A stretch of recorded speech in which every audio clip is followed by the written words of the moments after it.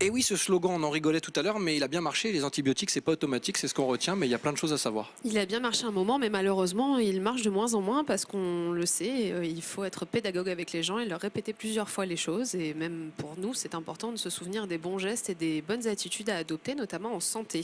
Donc effectivement, les antibiotiques nous ont permis de faire reculer considérablement, on le sait depuis les années 20, depuis leur début d'existence, entre guillemets, des maladies mortelles, hein, tout simplement. Mais malheureusement, ils ont été beaucoup trop utilisés aussi.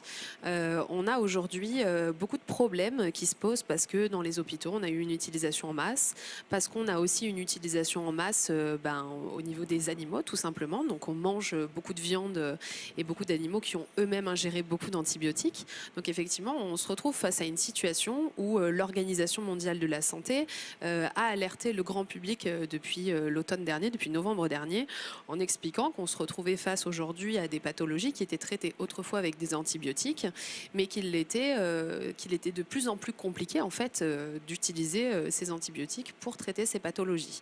Alors pourquoi? Parce qu'on a plusieurs situations qui font que nos corps deviennent de plus en plus résistants. Ces bactéries en fait sont résistantes aux antibiotiques parce qu'on a mal habitué ces bactéries, on les a renforcées nous-mêmes sans le vouloir parfois. Donc par exemple, comment on a fait? C'est qu'on a pris trop d'antibiotiques pour des raisons parfois inutiles. Alors soit parce qu'on a eu une mauvaise prescription du médecin qui n'est peut-être pas allé sur le geste tout simple de base pour savoir si c'était un virus ou pas, parce qu'on sait très bien que quand c'est un virus, on n'a pas besoin de prendre d'antibiotiques. Mais malheureusement, on a eu des prescriptions un peu à outrance, que ce soit en libéral ou à l'hôpital. Après, on a aussi un gros problème, c'est que, je suis sûre que ça vous est déjà arrivé, on a un traitement de 7 jours d'antibiotiques et puis au 5e jour, ça va mieux. Donc on s'arrête. On arrête tout. Et malheureusement, si on ne poursuit pas le traitement jusqu'au bout, la bactérie est toujours présente, alors elle va partir, mais elle va être vite revenir. renforcée et surtout être renforcée parce que le traitement n'a pas été terminé. Et donc effectivement, on se retrouve dans une situation où on a renforcé la bactérie qui, la prochaine fois qu'elle reviendra, sera plus forte et plus compliquée à combattre avec ces antibiotiques. D'accord. Donc effectivement, l'Organisation mondiale de la santé, on ne va pas dire qu'ils exagèrent, mais ils alertent en tout cas le grand public. Mais c'est leur rôle aussi. Sur l'avènement d'une ère un peu post-antibiotique, où on se retrouvait, comme je le disais tout à l'heure en plaisantant, mais c'est un peu ça, face à des super bactéries qui finalement seraient très compliquées à combattre. Pourquoi? Parce que c'est un peu compliqué tout le fonctionnement de l'antibiotique, mais on a des antibiotiques qui sont très précis pour certaines bactéries, et on a ce qu'on appelle des antibiotiques à large spectre.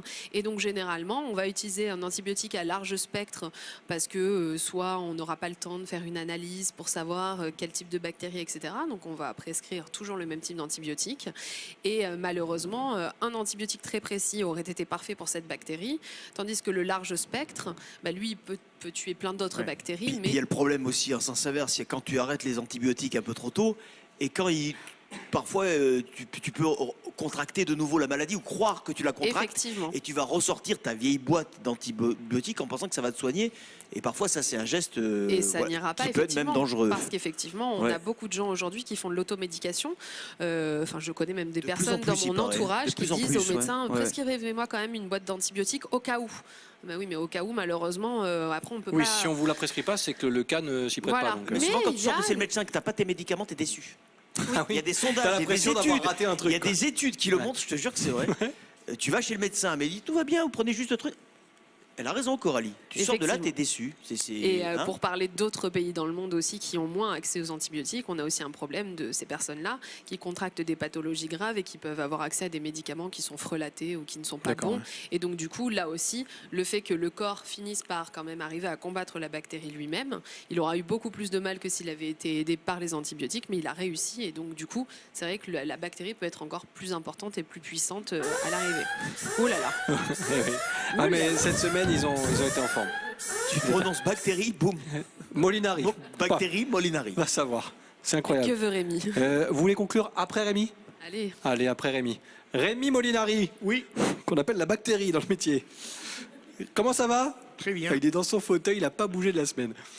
Est-ce que tu souhaitais intervenir, Rémi, sur la chronique? Toi, tu es plutôt hypocondriaque, on va dire. Tu vas chez le médecin au moindre truc ou tu te soignes tout seul, tu gères? Comment tu fais ça, toi? Mais on est où ici, au fait? Bon, Donc, on est chez le Toubib, on est chez le pendant quelques minutes avec Coralie, tu es chez le Toubib, oui monsieur. Ah oui, oui. Non, parce qu'il me semble qu'on est à l'opéra. Oui, et je t'ai posé une question. Je suis bien embêté parce qu'à l'opéra, je n'aurais pas su quoi dire. Alors sur l'hypochondriaque non plus. Non, je ne suis pas hypochondriaque. Non. Non, je vais à Cagnes-sur-Mer de temps en temps, bien sûr, jouer aux courses. Donc tout ce qui est hypo, bien sûr, bien entendu, je mange de la viande de cheval. Mais hypochondriaque, je ne le suis pas, non. Rémi, c'est du très très haut niveau. La prochaine fois, l'alarme. Ouais. Tu la fais pas sonner, c'est pas grave. C'est pas grave. Je viens de comprendre pourquoi il s'est fait virer de chez Carambar. On t'en voudra pas, Rémi. Hein. Est-ce que le dessin avance au moins? Ah oui, le dessin est fini. Bon. Non, ce que je pourrais dire, je veux quand même rebondir sur l'opéra pour dire à Anne que je n'y suis jamais venu. Merci Rémi. Non, c'est vrai, c'est exact. J'ai accompagné des gens. Je suis allé à l'opéra de... Non, je suis allé une fois à l'opéra de Dresde. En fait. J'ai accompagné des gens. Semper Opéra. Je pense qu'elle connaît.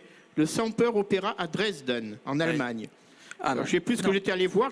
J'ai rien compris. C'était le fantôme de l'opéra, Semper. Non. Il faut venir à Nice. Il faut venir à Nice, Rémi. Voilà. C'est l'exemple type. C'est une demande d'invitation. C'est ça. Mais c'est l'exemple type. C'est l'exemple de ce sujet qu'on peut citer. Voilà, il est déjà allé à l'opéra, donc il n'y a pas grand-chose à faire pour qu'il vienne ici, par exemple. Il fait partie de ces cibles visées pour effectivement toucher un nouveau public. Rémi en fait partie. Hein. Ouais. Nouveau public. Oui, enfin, quand tu dis nouveau public, c'est-à-dire. On parlait de jeunes. Nouveau spectateur, on va dire. Nouveau spectateur. Regardez-moi ça. Voilà, plutôt. Oui, bien sûr. Pas bon, notre Rémi. Voilà. Bon, merci Rémi, en tout cas, pour cette intervention. Ça valait le coup, hein, vraiment. Merci beaucoup. On se retrouve à la fin de l'émission avec le dessin. Coralie, je vais vous laisser conclure. Bien sûr. Je pense que vous l'avez compris. Hein, de toute façon, les quelques conseils à donner au grand public et à tout le monde et à tous ceux qui sont malades ou pas d'ailleurs. Limitez votre demande d'antibiotiques auprès de votre généraliste. Hein, s'il estime qu'il vous en faut, il vous en prescrira, sinon c'est pas la peine d'en exiger. Évitez l'automédication, allez jusqu'au bout de la boîte quand vous avez des antibiotiques à prendre et essayez de limiter au maximum les infections en respectant éventuellement ramener la boîte ramener la boîte en pharmacie, effectivement, vous pouvez tout à fait le faire. Et dernier conseil, sinon, regardez la chronique santé chaque dimanche de Coralie Bouisset dans la grande émission. C'est encore une technique pour ne pas tomber malade. Merci Coralie pour toutes ces précisions que vous retrouvez bien évidemment dans la version papier des carnets santé, comme d'habitude, chaque dimanche dans la grande émission, on l'a dit, et sur internet, lescarnetssanté.fr. C'est ça. On est bon? Ça va. À chaque fois, je la regarde, je dis c'est bon, on a été tout bon. Tout bon.